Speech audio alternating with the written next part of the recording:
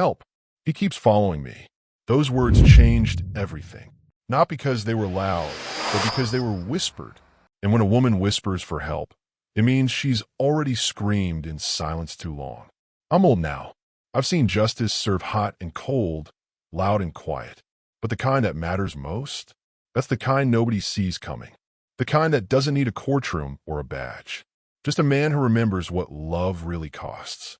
This story begins with a millionaire who'd lost everything that mattered, a woman running from shadows, and a child with gray eyes that held secrets no 2-year-old should carry.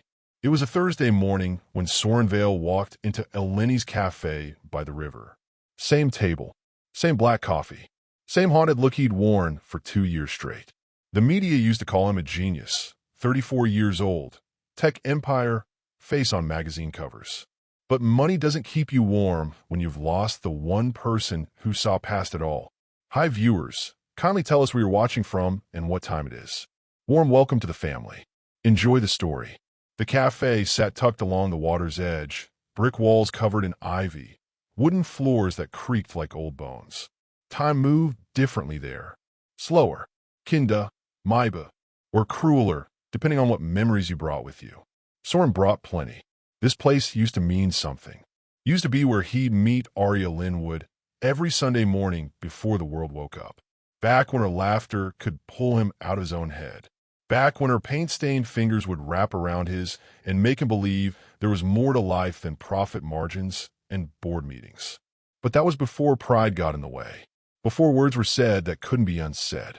Before she walked out of his life and took the warmth with her. Now he just came here to punish himself with the memory. He was stirring his coffee, black, no sugar, bitter as regret, when the bell above the door chimed. He didn't look up at first. Didn't need to. Eleni's was a place for ghosts and lonely people, and he qualified as both. But then he caught her reflection in the window glass. For a second, his heart forgot how to beat. Long dark hair pulled back in a messy knot. Those eyes, brown with flecks of gold, that used to look at him like he was more than his bank account. Thinner now, tired, lines around her mouth that hadn't been there before. Adia. She hadn't seen him yet. She was holding a child on her hip, a little boy with a mess of dark curls and a face that made Soren's breath catch in his throat. Gray eyes, just like his. The boy yawned and pressed his face into Aria's shoulder while she scanned the cafe nervously, like she was searching for someone, or hiding from someone. That's when Soren noticed the way her hands trembled, the way she kept glancing toward the street, the way fear had carved itself into her posture. He stood without thinking. Their eyes met across the room. Time stopped. Sound dropped away.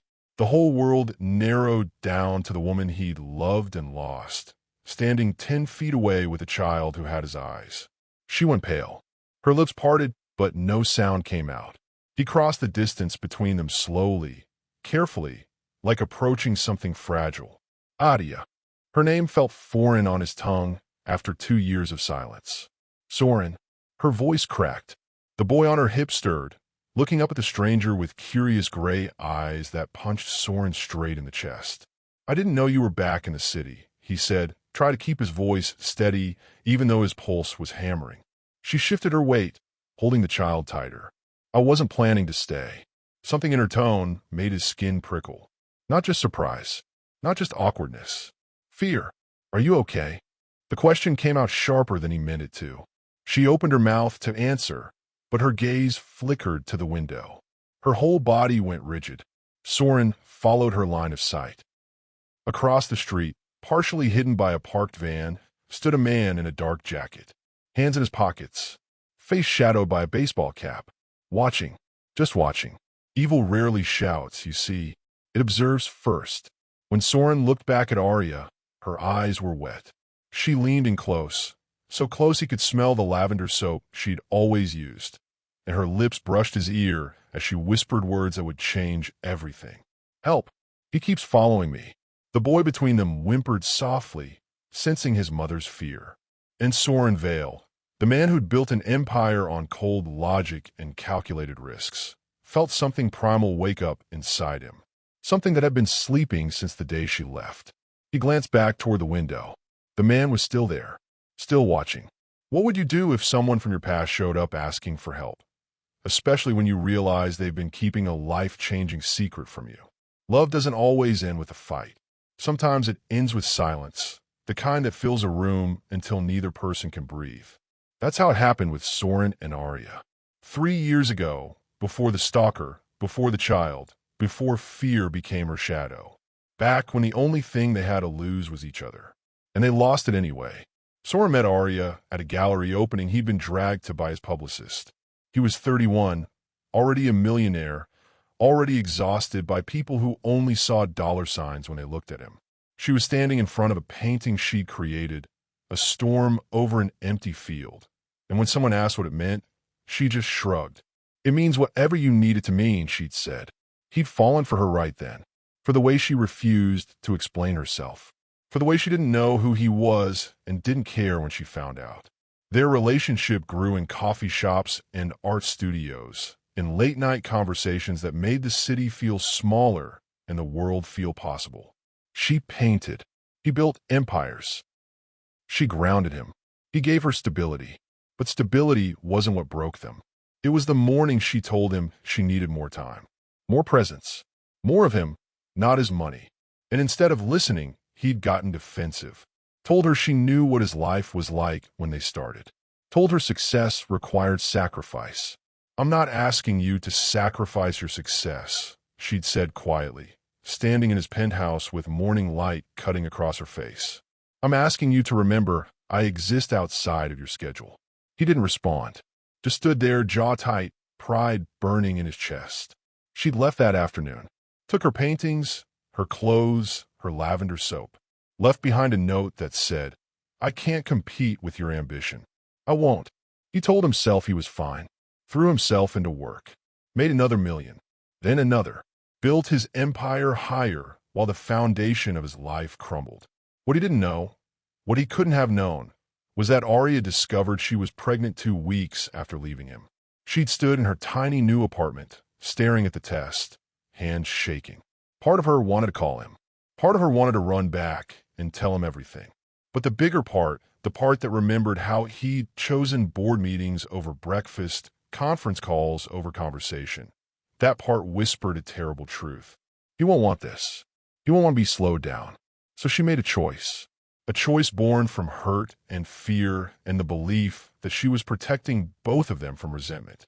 She moved to a smaller town 2 hours away, found work teaching art to children at a community center, carried Eli alone, gave birth alone, raised him alone. Every time she looked into her son's gray eyes, Soren's eyes, she felt the weight of what she'd taken from both of them. But she told herself it was better this way. Cleaner, safer. She was wrong. The trouble started 6 months ago when the community arts center became a target. Someone wanted the building, wanted it badly enough to send lawyers first, then threats, then a man who showed up wherever she went. At first, she thought it was coincidence, seeing the same face at the grocery store, at the park, outside her apartment. But coincidence doesn't follow you across state lines, doesn't watch your child's daycare from across the street. She moved 3 times in 4 months. Changed her routine. Stopped posting online. Stopped existing anywhere she could be found. But he kept finding her. And when your child's safety is on the line, pride becomes a luxury you can't afford. That's what brought her back to the city. Back to the cafe where she'd once felt safe. Back to the one person she knew had the resources to make this stop. Back to Soren. She'd planned to approach him carefully. Explain the situation without revealing Eli's parentage. Get help and disappear again before he could ask too many questions. But the moment their eyes met across that cafe, she knew her plan was already falling apart. Because Soren wasn't just looking at her. He was looking at the boy in her arms, at the gray eyes that mirrored his own, at the truth she'd been hiding for 2 years. And now, with those words hanging between them, help. He keeps following me. There was no more running, no more hiding. The man across the street shifted, pulling a phone from his pocket while keeping his eyes locked on the cafe window. Soren's hand found Arya's elbow, gentle but firm. "Come with me. Now." Did Arya make the right choice, keeping Eli a secret? Or did her fear steal something precious from all 3 of them? The thing about returning to someone's life after years of silence is this. You can't control what comes back with you. Arya had returned to Soren seeking protection. What she brought was a reckoning. He guided her toward the back of the cafe. The boy, Eli, she'd called him when he fussed, still balanced on her hip. The child's gray eyes tracked Soren's movements with unnerving focus. Like he was trying to solve a puzzle he didn't have words for yet. Soren's mind was a war zone. Questions fired in rapid succession. How old is he? Why didn't she tell me? Who's following her? Why now? But his mouth stayed shut because he'd learned something important over the years. Sometimes you have to let silence do the work words would only mess up. They slipped through the kitchen exit where Eleni nodded knowingly, like she'd been expecting this exact scene to play out someday. Maybe she had. Old women who run cafes see everything and say nothing. Soren's car was parked in the alley, a black sedan that cost more than most people's houses but drove like a whisper. He opened the back door, and Arya hesitated. "I can't just leave," she said, voice thin. "My car's 2 blocks away." "My things." "Our things," Soren cut in, not unkindly. "This man, whoever he is, knows what you drive, knows where you're staying. Things can be replaced. You can't." The boy whimpered, sensing the tension. Arya pressed a kiss to his forehead, a gesture so tender it cracked something in Soren's chest. She got in the car. Soren drove without speaking, eyes flicking to the rearview mirror every few seconds. No one followed. Either the man had lost them or was smart enough to wait for another opportunity. The silence stretched until Arya finally broke it. "I am sorry." 2 words, barely a whisper. Soren's hands tightened on the steering wheel. For what? For leaving? For coming back? He stopped himself, glancing at the boy in the mirror. For him. Arya's breath hitched. For all of it. He wanted to be angry, wanted to rage about the lost time, the stolen moments, the first steps and first words he'd never witnessed. But anger was a luxury he couldn't afford right now. Not with her scared and someone hunting her. "We'll talk later," he said. "Right now, you need to tell me everything. Who's following you? What?" She shifted Eli on her lap, his small fingers tangling in her hair. "I don't know his name. Don't know what he wants. But it started about 6 months ago, right after the art center got a letter saying someone wanted to buy the property." Soren's jaw tightened, and the owner refused. The building's been in his family for generations. 2 weeks later, lawyers showed up with a new offer. Then code inspectors found violations that didn't exist. Then funding got pulled from grants we'd had for years. Classic intimidation tactics. Soren had seen it 1,000 times in business. Pressure from every angle until the target collapses. The owner still refused. Arya continued. "That's when I started noticing the man. He'd be outside when I left work. At the coffee shop I went to. Once, I found him sitting in his car across from Eli's daycare." Soren's blood went cold. "You called the police." 3 times. They said without a direct threat or physical contact, there wasn't much they could do. Told me to document everything. Get a restraining order. Her voice cracked. "But you can't restrain someone whose name you don't know." Eli had fallen asleep against her shoulder, his breathing soft and even. The trust in that small gesture, the way he surrendered to sleep while the world crumbled around him, hit Soren harder than any business deal he'd ever lost. "So you ran," Soren said. 3 times. 3 different towns. He found me every time. Tears spilled down her cheeks now, and she didn't bother wiping them away. "I came back here because I was out of options. Out of money. Out of hope," Soren finished. She nodded. They pulled into the underground garage of one of his buildings, a high-rise he owned but rarely used, reserved for situations requiring discretion. The penthouse was empty, sterile, all glass and steel and 0 warmth. But it was secure. Cameras everywhere. Controlled access. A fortress.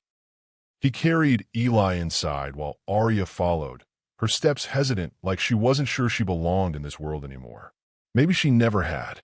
Soren laid the boy on the leather couch, grabbed a throw blanket, and tucked it around him with surprising gentleness. When he turned back, Arya was watching him with an expression he couldn't quite read. "He's 2, Soren said. Statement, not question. Arya closed her eyes. "Yes. So, when you left, I didn't know yet. Found out 2 weeks later. She wrapped her arms around herself like she was trying to hold the pieces together. I wanted to tell you.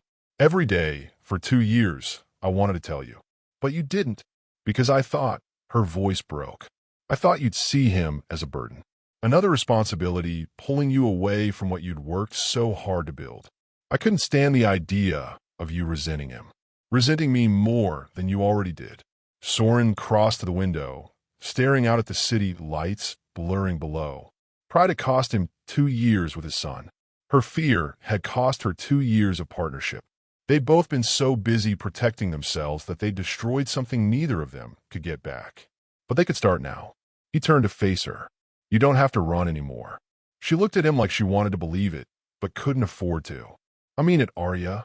Whoever this man is, whatever he wants, it ends now. You don't understand. These people are... People, Soren interrupted. And people can be dealt with. You came to me for help. So let me help. The boy stirred on the couch, murmuring something in his sleep that sounded like Mama. Arya's shoulders finally collapsed under the weight she'd been carrying alone for so long. And in that moment, standing in a cold penthouse with his terrified ex and their sleeping son, Soren Vale made a promise he intended to keep. No one would hurt his family again. When someone threatens the people you love, how far would you go to protect them? Even if it means becoming someone you swore you'd never be. Monsters don't always look like monsters. Sometimes they wear pressed suits and patient smiles and stand perfectly still across the street, waiting. That's the thing people don't understand about evil. It's not always loud. It's not always obvious. Sometimes it just watches, learns your patterns, finds your weak spots. And when you're finally tired enough, scared enough, alone enough, that's when it moves. Soren spent the night making calls while Arya slept fitfully in the guest room with Eli tucked against her chest. He'd offered her the master bedroom, but she'd refused, too used to keeping her son close, too conditioned by months of fear to let her guard down. By morning, he'd assembled a team. Nikolai Reese arrived at dawn. 6'3", former military, eyes that cataloged everything and revealed nothing.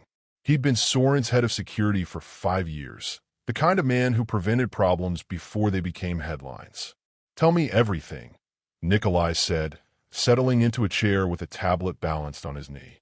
Soren did. The stalker, the art center, the escalating intimidation, Arya's multiple relocations, and a man who kept finding her anyway. Nikolai's expression never changed, but his fingers flew across the screen, pulling up databases, running searches, connecting dots. The art center. Give me the address. Soren rattled it off from memory. One of those details Arya had mentioned in passing years ago that his mind had filed away without permission. Thorndale Community Arts, Nikolai read. Owner is Marcus Webb, 76 years old. Property's been in his family since 1952. Assessed value is low, but the land, he paused, eyebrows lifting. The land borders a development project worth $200 million. Someone wants to expand. So they're terrorizing a single mother and her child to steal property from an old man. Soren's voice could have cut glass. Not stealing, persuading. Nikolai scrolled further. There have been 6 offers in the last year, each one higher than the last. All rejected. The most recent buyer is, he stopped, eyes narrowing, Marcel Trent. The name hit Soren like a fist. He knew Trent, not personally, but by reputation, a real estate investor with family money and flexible morals. The kind of man who saw people as obstacles and obstacles as temporary. What's his connection to Arya? Soren asked. Probably none. She's collateral damage. Webb won't sell, so they apply pressure where it hurts, his employees, his tenants, anyone tied to the property. Nikolai glanced up. Arya works there, which makes her visible. And a single mother? Easy target. Scare her enough, she quits. Staff disappears, building falls apart. Webb eventually folds. Soren's hands curled into fists. Find the man following her. I want a name, address, employment history. Everything. Already on it. Arya appeared in the doorway then. Eli balanced on her hip, hair tangled from sleep, eyes still carrying the weight of nightmares. She looked fragile in the morning light, but Soren remembered. She'd always been stronger than she looked. "Did I hear you say Marcel Trent?" she asked. Both men turned. Nikolai stood out of instinct, years of military courtesy overriding the casual atmosphere. "You know him?" Soren asked. "No, but Marcus mentioned the name. Said Trent's grandfather lost the land in a card game decades ago, and the family's been bitter about it ever since." She shifted Eli higher. "Marcus showed me something once. A painting his father left him. Said it was just sentimental, but Trent's lawyers kept asking about it specifically." Nikolai and Soren exchanged glances. "What kind of painting?" Nikolai asked. Arya frowned, thinking. "Old, maybe 1920s. A landscape of the property. Marcus kept it in his office." She paused, but there was something weird. "He told me once that his father painted codes into his art. Messages. He was a surveyor before he became an artist." Soren's mind kicked into overdrive. "Codes. Property lines, maybe," Nikolai suggested. "Or mineral rights. If there's something valuable on that land that isn't in the public records." "Trent would do anything to get it," Soren finished. Arya's face went pale. "I clean Marcus's office sometimes. Handle that painting. If Trent thinks I know something." "You're not just a target of convenience," Soren said quietly. "You're an asset. He thinks you have information." The room fell silent except for Eli's babbling as he played with his mother's necklace, oblivious to the danger circling their lives. Arya's voice came out small. "I don't have the painting. I don't know anything. I just taught art to kids and try to keep my head down." "Doesn't matter what you know," Nikolai said. "Matters what he thinks you know." Soren crossed to the window, mind calculating angles, strategies, solutions. This wasn't just about protection anymore. It was about ending the threat permanently. Trent wouldn't stop as long as he believed Arya held leverage, which meant Soren needed leverage of his own. "Nikolai, I want everything on Trent. Financial records, business holdings, parking tickets. Every skeleton in every closet. You planning to negotiate?" Nikolai asked, though his tone suggested he already knew the answer. "I'm planning to correct an imbalance." Soren turned back to Arya. "You said you trust me." She hesitated, then nodded. "Then trust me now. This ends today." Eli chose that moment to reach towards Soren, small hands grasping at air, gray eyes bright with innocent curiosity. Arya's breath caught, but she didn't pull away. Soren stepped closer, and Eli's fingers wrapped around one of his, grip surprisingly strong for someone so small. "Dada," the boy said, clear as daylight. The word hung in the air like a prayer and a grenade all at once. Arya's eyes filled with tears. Soren's heart cracked wide open. And somewhere across the city, a man in a dark jacket checked his phone, received new instructions, and started his car. If you discovered your whole life had been built on someone else's lie, could you forgive them? Especially when that lie was meant to protect you. There's a moment in every storm when the wind stops. Not because the danger's past, but because something worse is about to hit. That's where they stood now, in the quiet before the reckoning. Soren held his son for the first time in a penthouse that suddenly felt less like a fortress and more like a home. Eli was heavier than he expected, more real, more solid. The boy studied his face with serious concentration, one tiny hand patting Soren's cheek like he was confirming this man was actually there. "Dada," Eli said again, testing the word. Arya's hand covered her mouth, tears streaming freely now. "I never taught him that. I swear I never." "He knows," Soren said softly. "Some things don't need teaching." Nikolai cleared his throat, politely giving them space while simultaneously running background checks on his tablet. The man was a master at being present and invisible at the same time. Eli yawned, pressing his face into Soren's shoulder with complete trust. That trust, unearned, undeserved, freely given, was the heaviest thing Soren had ever carried. "I need to tell you something," Arya whispered. "About the painting." Both men's attention snapped to her. She wrung her hands, words coming slow like she was pulling them from somewhere deep. "Marcus showed it to me a few weeks before everything started. He was worried, said his daughter wanted him to sell, but he couldn't. Not because of stubbornness, but because his father made him promise to protect something." "Protect what?" Nikolai asked. "I don't know. but he traced a pattern on the painting with his finger. Said his father mapped out family burial plots on the property. Old ones from before the land was properly surveyed.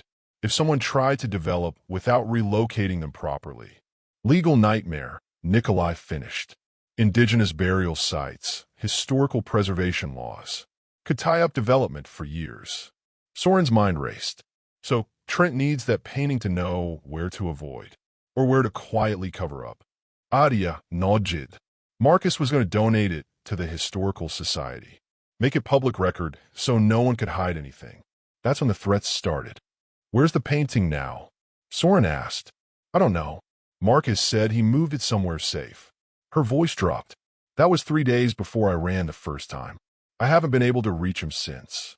Nikolai was already dialing. I'll send someone to check on Webb. But Soren's instincts were screaming. If Trent was willing to stalk Arya for months, what would he do to an old man who held the actual evidence? His phone buzzed. Unknown number. He answered without thinking. Mr. Vale. The voice was smooth, educated, dangerous. I believe you have something of mine. Soren's jaw tightened. Marcel Trent. Arya went rigid. Even Eli seemed to sense the shift, his small body tensing against Soren's chest. I see you've been doing your homework, Trent continued. Good. Saves time. Here's how this works. You return Ms. Linwood to her life, I return to mine, and we all forget this unpleasantness. Pass. A pause, then a low chuckle. You're a businessman, Vale. Surely you understand the value of compromise. Understand the value of knowing when I'm being threatened. Not a threat, a clarification. Papers rustled in the background. You have impressive holdings. Tech sector, real estate, venture capital, all built on reputation and trust. Be ashamed if certain information surfaced. Offshore accounts, labor disputes, that nasty business with your former CFO. Ancient history, and documented. Try again. Another pause, longer this time. When Trent spoke again, his voice had lost its polish. The woman has something that belongs to me. She's not a woman. She's a person with a name who you terrorized for 6 months. Soren's voice could have frozen fire. And she has nothing that belongs to you. Then perhaps Mr. Webb does. Perhaps I should ask him directly. The line went dead. Soren's blood turned to ice. Nikolai, already moving. Nikolai was on his feet, phone pressed to his ear, barking orders to someone on the other end. Team's 10 minutes from Webb's house. That's too long. Arya grabbed Soren's arm. What's happening? He looked at her. This woman he'd loved and lost and found again, holding their son between them like a bridge across 2 years of silence, and made a choice. Nikolai, take them to the safe house. Don't stop for anything. Where are you going? Arya's eyes went wide with understanding and fear. To end this. Soren, no. You can't just. He handed Eli back to her, the separation physically painful. Then he cupped her face in his hands, thumbs brushing away tears. You came to me for help. Trust me to give it. Not like this. Not by putting yourself in danger. I've spent 2 years moving money around and calling a life, he said quietly. This matters. You matter. He matters. He pressed a kiss to her forehead, then one to Eli's. I'll come back. Nikolai was already steering them toward the elevator, professional enough not to comment on the emotion crackling through the room. Arya looked back once, eyes begging him to reconsider. But Soren was already pulling up Marcus Webb's address, already calculating drive time, already becoming someone he'd never had to be before, someone who chose people over profit, protection over peace. The elevator doors closed. The penthouse fell silent. And Soren Vale, millionaire CEO who'd built an empire on logic and numbers, did something completely illogical. He went to war. When everything you've built is threatened, do you protect your empire or the people who remind you why you built it in the first place? Sometimes the truth isn't hidden in shadows. Sometimes it's sitting in plain sight, waiting for someone to finally look. Soren broke every speed limit getting to Marcus Webb's house. A small craftsman on the east side with flower boxes in the windows and a porch that sagged in the middle. The kind of place that held generations of memories in its walls. He was 30 seconds too late. The front door stood open. Not kicked in, not forced. Just open like someone had been invited inside, and forgot to close it behind them. Soren's instinct screamed at him to wait for backup, but his feet were already moving. He pushed through the doorway, senses on high alert. "Mr. Webb," silence answered, the kind that presses against your eardrums. The living room was neat, too neat. Books arranged by height on shelves. Photographs in matching frames. Everything squared off like someone had spent their whole life trying to maintain order against chaos. Then Soren saw the office. Papers everywhere. Drawers pulled open and emptied. Picture frames knocked sideways. And in the center of it all, an empty rectangle on the wall where something had clearly hung for years, dust outlining its absence. The painting was gone. Looking for something? Soren's spoon. Marcus Webb stood in the kitchen doorway, a mug of tea in his weathered hands. White hair mussed, eyes sharp despite his 76 years. "Mr. Webb." Soren's relief was palpable. "Are you all right?" "Better than my office, apparently." Marcus shuffled forward, surveying the damage with surprising calm. "They came about an hour ago. 2 men in suits. Very polite. Very thorough. Did they hurt you?" "Didn't touch me. Just explained very carefully that I should reconsider selling. Then they tore my office apart looking for something they didn't find." A slight smile crossed his face. "Because I moved it 3 months ago." Soren's mind kicked into gear. The painting, among other things. My father was a surveyor before he was an artist. Drew property maps for half the county back in the day. Some of those maps showed things developers would rather forget. Marcus sipped his tea. "Your area's, young man. The one she used to talk about." Soren paused. "It's complicated. Love usually is." Marcus gestured toward the kitchen. "Yeah, we don't have time. Marcel Trent called me 20 minutes ago. He's escalating. Let him." Marcus pulled an envelope from inside his cardigan. "I already sent copies of everything to 3 lawyers, the Historical Society, and the county recorder. Whatever Trent's looking for, it's already public record." Soren stared at the old man with new respect. "You set a trap. I set the truth loose." "Same thing." Marcus's expression hardened. "Trent's grandfather sold that land fair and square in 1951. Lost at gambling, then spent 50 years claiming he was cheated. His grandson inherited the grudge along with the money. But my father documented every transaction, every survey, every inch of that property, including the family cemetery that predates all of it. So the development would require relocating 16 graves, most of them belonging to the original landowners before Trent's family ever showed up. Historical preservation laws make it nearly impossible, which means Trent's $200 million project dies before it starts." Marcus set down his mug, unless he could make the cemetery disappear from public record. Soren's phone buzzed. "Nikolai, Webb's clear, but we've got movement on Trent. He's liquidating assets fast. Offshore transfers, shell companies. He knows something spooked him, because someone just made his illegal plan very public," Soren replied. "Where's Arya?" "Safe house. She's asking for you." Soren looked at Marcus. "Will you come with me? You're not safe here." "Young man, I've lived through the Depression, 3 wars, and 2 divorces. Marcel Trent doesn't scare me." But his hand shook slightly as he reached for his tea. "Though I wouldn't mind some company until this settles." They left together, Marcus insisting on locking his ravaged office like it still held secrets worth protecting. On the drive to the safe house, Marcus spoke quietly. "Arya's a good girl. Strong. Raised that boy alone without complaint. She loved you something fierce, you know. Still does probably. Fear makes people do foolish things." "She had reason to be afraid," Soren said. "Of you? Or of hoping you'd choose differently than you did before?" Marcus looked at him steadily. "Second chances don't come often. Don't waste this one counting old grievances." The words settled into Soren's chest like stones. Heavy, solid, true.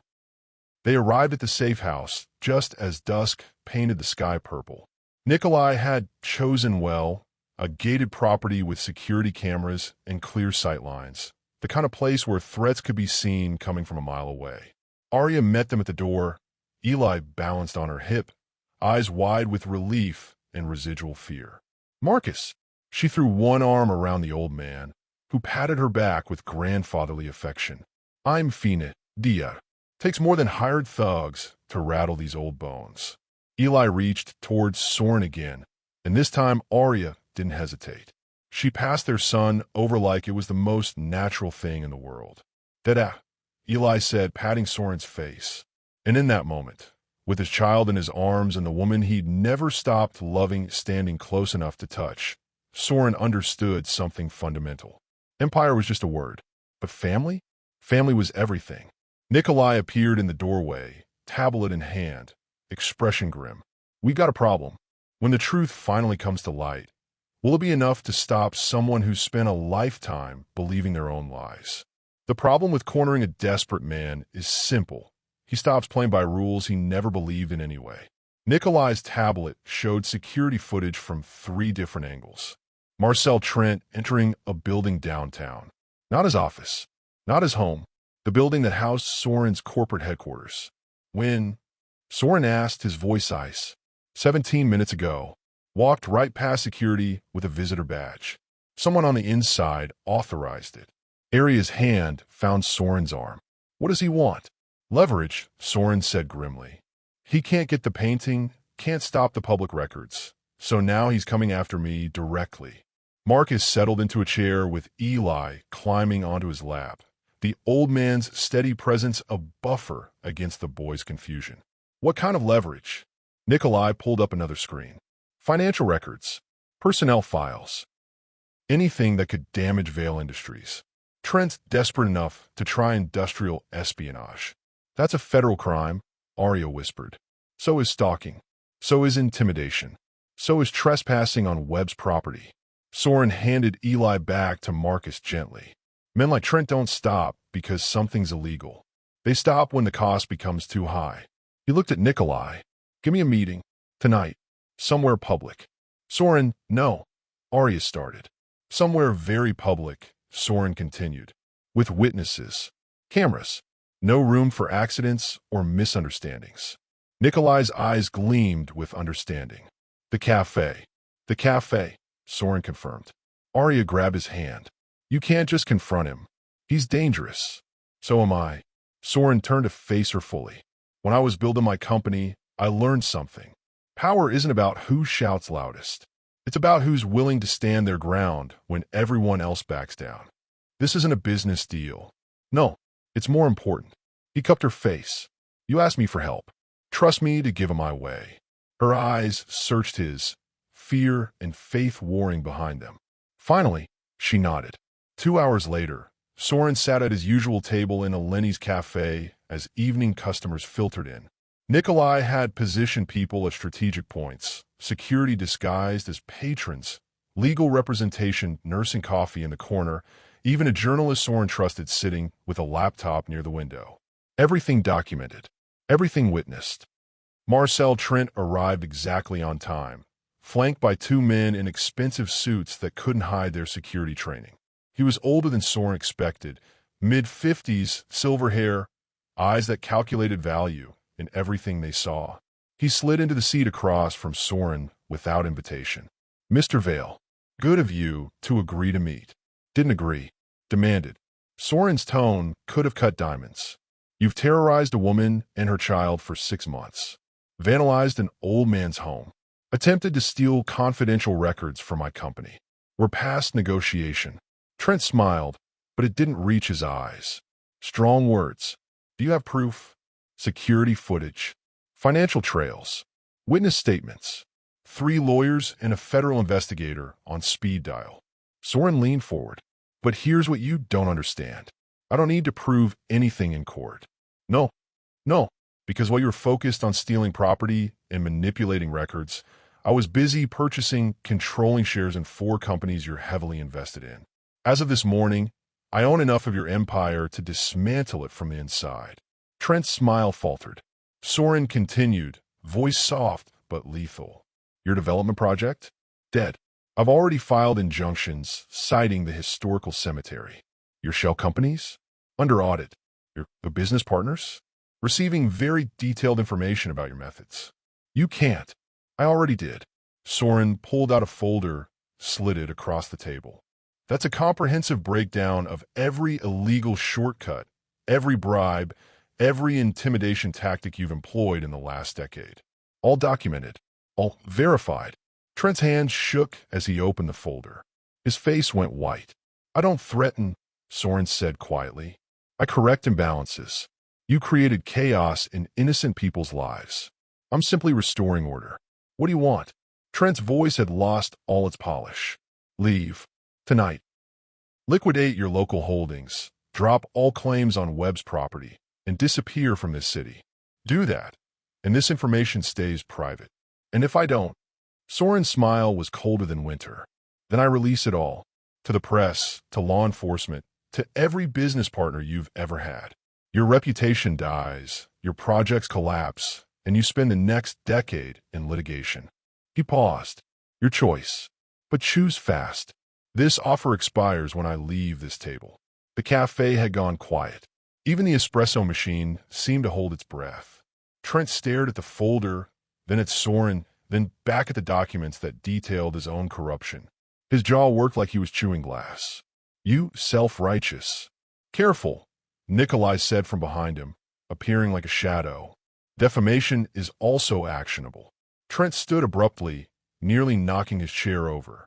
His security moved to flank him, but even they looked uncertain. This isn't over, Trent hissed. Yes, Soren said calmly. It is. Trent left without another word, his footsteps heavy against the old wooden floors. The journalist in the corner stopped typing. The lawyer in the booth closed his laptop. Nikolai nodded once, the signal that every word had been recorded.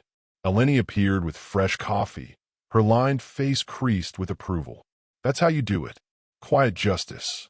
Soren's hands were shaking now that the adrenaline was fading. He just bet everything, his reputation, his companies, his carefully constructed empire, on protecting people most businessmen wouldn't have looked twice at. And it felt right. His phone buzzed. Adia. Is it done? It's done. Her exhale was audible even through the phone. Come home. Home. Not the penthouse. Not the office. Home. Wherever she and Eli were waiting. On my way, he said. When you finally stand up for what matters, do you count the cost or just know some things are worth any price? Truth doesn't always arrive like thunder. Sometimes it comes in whispers, in late-night confessions, in the space between what was and what could be. Soren returned to the safe house near midnight. The house was dark except for a single lamp burning in the living room. Marcus had gone to bed in the guest room. Eli was asleep in a makeshift crib Nikolai's team had assembled. Arya sat curled on the couch, still dressed, clearly waiting. She stood when he entered. They stared at each other across the room, like two people who'd survived separate storms and weren't sure how to bridge the distance. It's really over? She asked. Trent's leaving the city. Nikolai confirmed he's already booking flights. The stalking stops now. Her eyes filled with tears. I don't know how to thank you. Don't. Soren crossed to her slowly. You came to me for help. That's what people who... He stopped, searching for the right words. That's what people who matter do for each other. I should have told you about Eli from the beginning. Probably. He managed a tired smile. But I should have fought harder to keep you in the first place. Should have made you feel like you mattered more than board meetings and profit margins. Arya laughed, wet and broken. We're both idiots. Completely. She stepped closer, close enough that he could smell her lavender soap again, close enough that 2 years of distance felt like nothing at all. I was so scared. Of me, of hoping, of believing you'd choose us over everything you'd built. Her hand found his chest, palm flat over his heartbeat. I thought keeping Eli's secret would protect us both from disappointment. Instead, it just gave us both different kinds of pain. Soren covered her hand with his. I spent 2 years pretending I was fine, building companies, making money, calling it success. But every Thursday, I went to that cafe and punished myself with memories of you. That's why you were there. The day I came back. That's why I was there every Thursday for 2 years.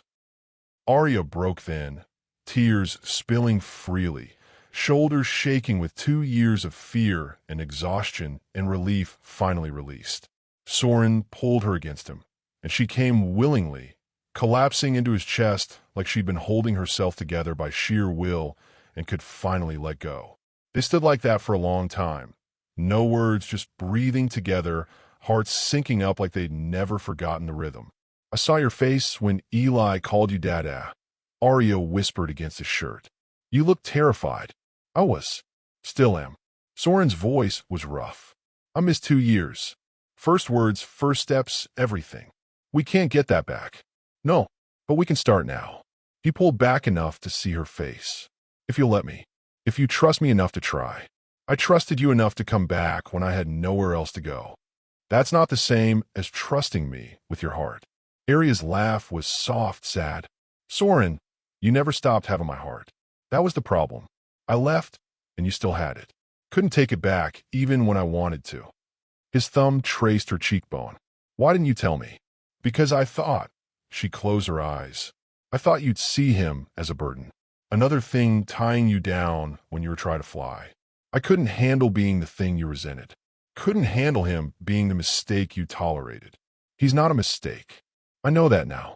But fear doesn't care about logic. Fear just screams until you can't hear anything else." Soren understood that. Had lived it himself these past 2 years. Fear dressed up as ambition. Loneliness disguised as success. "I want to be his father," he said. "Not because I have to. Not out of obligation. But because when I held him today, something in me," his voice cracked. "Something in me that's been broken finally felt whole." Arya kissed him then. Soft at first, tentative, like testing whether the ground would hold. Then deeper, 2 years of longing and loss and love that never died pouring into that single connection. When they finally broke apart, both breathing hard, Arya whispered, "Don't leave." "Not again. Never again," he promised.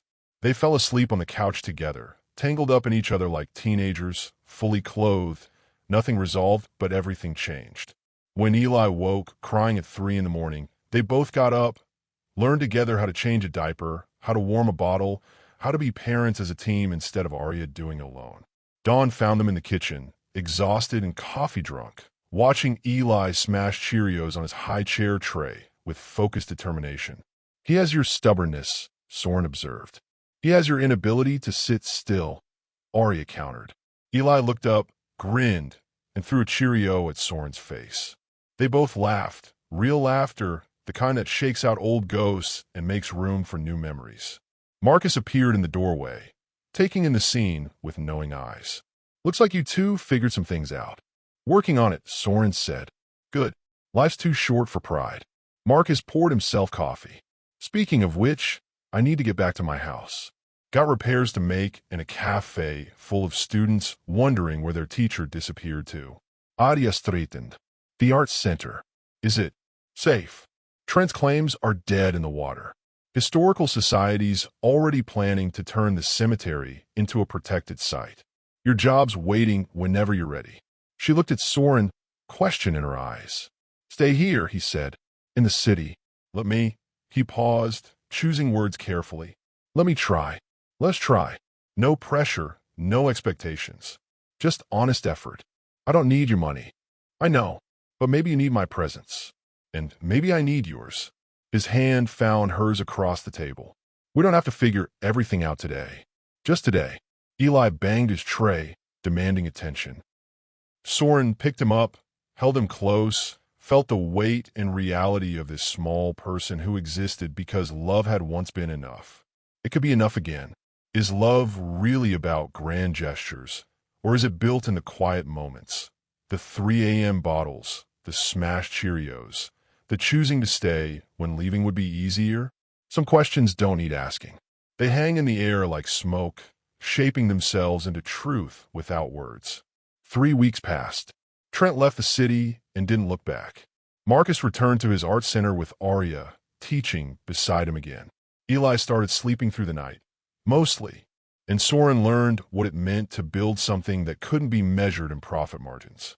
He learned that fatherhood was terrifying and exhausting and the best thing he'd ever failed to plan for. Learned that Eli liked peanut butter toast cut into triangles, not squares. That he fell asleep faster if you hummed instead of sang. that his gray eyes tracked movement like he was calculating trajectories already. Future engineer in a toddler's body. Learned that loving someone wasn't about possession. It was about showing up. Again and again. Even when it was inconvenient. Especially then. He and Arya didn't rush. Didn't force intimacy or declarations. Just existed together, learning each other again, building trust in the spaces between words. One Thursday morning, Soren walked into a Lenny's cafe and found an envelope waiting at his usual table. His name in Arya's handwriting. Inside, a single piece of paper folded once. He opened it with hands that weren't quite steady. For 2 years, I thought keeping you away would protect us both. I was wrong. Fear doesn't protect. It just steals time we can't get back. But maybe that's the point of seconde chance. Not to erase the past, but to prove we learned from it. Thank you for showing up, for staying, for choosing us even when I made it hard. You didn't know me that, but you gave it anyway. That's the kind of man I hope Eli becomes. That's the kind of man I never stopped loving. No signature. Didn't need one. Soren folded the note carefully, tucked it in his wallet next to a photograph Nikolai had taken without him knowing. Soren and Eli, foreheads pressed together, both pairs of gray eyes closed. His phone buzzed. Arya, come to the art center after work. Want to show you something. He arrived at sunset, the old building glowing warm in fading light. Inside, the main gallery had been transformed. Children's artwork covered the walls, bright, chaotic, beautiful. In the center, a new piece. A portrait of 3 people, man, woman, child, painted in Arya's distinctive style, all flowing lines and bold colors. Not realistic, but true in ways realism couldn't capture. She stood next to it, paint smudged on her cheek, nervous. It's us, Soren said unnecessarily. It's who we could be, if we're brave enough. She twisted her hands together. I spent 2 years painting landscapes and still lives. Safe things. Things that couldn't hurt me. But Marcus told me something today. He said art without risk is just decoration. Weissmann. He also said love without risk is just comfort. And comfort isn't what we need. Soren stepped closer, studying the painting. The way she captured Eli between them, hands reaching toward both parents. The way their faces tilted together without touching, like magnets finding orbit. What do we need, he asked. To stop being careful. Arya turned to face him fully. I've been holding back, protecting myself in case you change your mind. In case this was temporary. It's not. Prove it. The challenge hung between them. Not angry, just honest. So Soren pulled a small box from his jacket pocket. Set on the table next to brushes and paint tubes. Arya stared at it like it might explode. I bought this 3 years ago, Soren said quietly. Week before you left. Had it in my desk drawer, planning to ask you. Then pride got in the way and the moment passed. Found it last week when I was going through old files. Soren, I'm not asking now. We're not ready. You're not ready. Hell, I'm probably not ready. He pushed the box toward her. But I want you to have it. As a promise. That I'm not going anywhere. That I'm choosing this. Choosing us. Every single day. Arya opened the box with shaking hands. Simple ring, single stone, nothing ostentatious. Just honest and real and exactly her style. She started crying. You can wear it or not wear it. Can save it for someday or never. Doesn't matter. It's yours either way. He stepped closer, thumbs brushing tears from her cheeks. You asked me to prove it's not temporary. That's my proof. I, Bolin, Arya, have been since the day you walked into that cafe scared and asking for help. I'm still scared, she whispered. So am I. But maybe we could be scared together. She kissed him then, paint smudged and tear-stained and absolutely perfect. When they broke apart, she was smiling. Ask me again, she said. Someday. When we're ready. I will. And I'll say yes. I know.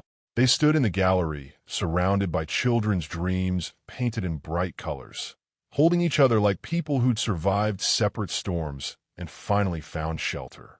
Eli's voice echoed from the classroom where Marcus was watching him. Dada. Mama. Both of them. Together. Family. Soren took Arya's hand, and they went to collect their son. Outside, evening painted the sky in shades of gold and purple. The river reflected light like scattered diamonds. And somewhere in the distance, the city hummed with a million stories, some loud, some quiet, all maturing in their own way. This was theirs. Not perfect, not neat, but real and hard-won and worth every mistake it took to get here. When someone offers you a second chance, do you take it cautiously or grab it with both hands and refuse to let go? Every story has an ending, but the good ones? They leave you knowing the ending is really just another beginning. 6 months later, on a Thursday morning that felt like every Thursday morning and nothing like them all at once, Soren Vale walked into Eleni's cafe with his family. Not alone, not haunted by memories, just present, alive, exactly where he was supposed to be. Eli toddled ahead, steadier on his feet now, heading straight for Eleni, who kept a secret stash of cookies behind the counter. Arya followed, laughing as their son tried to charm his way to extra treats. Soren watched them and felt something he'd forgotten existed. Peace. Not the absence of problems. They still had those. Arya's art center needed constant funding. Eli had the terrible twos coming on strong. Soren's companies demanded attention he couldn't always give. Life was messy and complicated and nothing like the neat business plans he used to worship. But it was real, and real was better than perfect any day. They settled at their usual table. Not his old solo spot, but a bigger one near the window where Eli could watch the river. The boy immediately started narrating what he saw in a language only toddlers speak, pointing at boats and birds and his own reflection in a glass. Eleni brought coffee and hot chocolate, and those cookies she pretended weren't there. "You look happy," she said to Soren, her old eyes knowing. "I am. Good. About time." She left them to their morning, the cafe slowly filling with its usual cast of lonely people and lovers and folks just passing through. Arya reached across the table, fingers finding Soren's. The ring, his grandmother's ring, given freely without pressure, caught morning light. She wore it on her right hand still, not her left. Not yet, but it was there, visible. Claimed. "Marcus wants to expand the art center," she said. "Turn the old warehouse next door into studio space. Tell him I'll help with funding." "I already did." She smiled. "He said he'd accept it on one condition. You teach a business class for the older students. Show them how to turn creativity into sustainable careers." Soren raised an eyebrow. "Me? Teach? You built an empire from nothing. These kids need to see that success isn't just for people with money to start." He considered it. 2 years ago, he would have said no, too busy, too important, too many other priorities. Now he saw the real priority sitting across from him, chocolate on his face, pointing at ducks on the river. "I'll do it." Arya squeezed his hand. "Thank you." They sat in comfortable silence, the kind that only comes when you've survived enough together to know silence isn't absence. It's presence distilled to its purest form. Eli climbed into Soren's lap, tired from his cookie conquest, ready for the cuddles that followed sugar rushes. Soren wrapped his arms around his son, breathed in the scent of baby shampoo and chocolate, and thought about all the moments he'd almost missed. "I got something for you," Arya said suddenly. She pulled a folded paper from her bag, slid it across the table. Soren opened it carefully. A deed. Property ownership. The Arts Center building. Signed over completely to Arya's name. He looked up confused. "Arya, you bought it last month. Don't think I didn't notice." Her eyes were bright. "You can't just buy buildings for people without telling them. I can if those people deserve a home for their work that no one could take away. Still, it's too much." He refolded the paper, pushed it back. "It's not nearly enough. You gave me a son. Gave me a reason to remember what matters. That building is just bricks and wood. What you build inside it, that's legacy." She started to argue, stopped, just shook her head with tears in her eyes. "I don't know how to thank you." "Don't. Just let me keep showing up." He brushed a paint smear from her temple. She'd been working early this morning, creating instead of worrying. "Let me keep choosing this. Every day. Every single one." Eli yawned, pressing his face into Soren's shirt, already halfway to sleep. The boy's tiny hand curled around Soren's finger, holding on with the unconscious trust only children possess. That trust, unearned, freely given, fiercely protected, was the heaviest and lightest thing Soren had ever carried. Outside the window, the city moved through its morning rhythm. People rushed to jobs they hated and loved, made mistakes and corrections, built things and watched them crumble and built them again. Life wasn't neat, wasn't fair, wasn't anything like the formulas Soren had spent years believing in. But it was beautiful, in the mess and the struggle and the choosing to show up, even when running would be easier. The elderly narrator's voice would close this story with words about quiet justice, about how real strength isn't loud, isn't violent, isn't about domination. It's about standing beside someone in the dark, about correcting imbalances without seeking applause, about love that protects without possessing. But right now, in this cafe by the river, on this Thursday morning that felt sacred in its ordinariness, Soren Vale wasn't thinking about justice or lessons or what any of it meant. He was just here, present, holding his sleeping son, watching the woman he loved sketch ideas on a napkin, drinking coffee that was too bitter and perfect anyway. Some stories end with fireworks, some end with tears. This one ended with peace. And that, as the old narrator would say, is the sound of quiet justice, the sound of choosing love over pride, presence over profit, family over empire, the sound of a man who'd lost everything that didn't matter and found everything that did. Love this story? There are so many more tales of second chances, quiet strength, and love that fights back waiting for you. Hit that subscribe button and turn on notifications so you never miss a story that might change how you see the world. Drop a comment below. Have you ever gotten a second chance you almost didn't take? Your story might inspire someone who needs to hear it today. And if this story touched your heart, share it with someone who needs to remember that it's never too late to choose what matters. See you in the next one.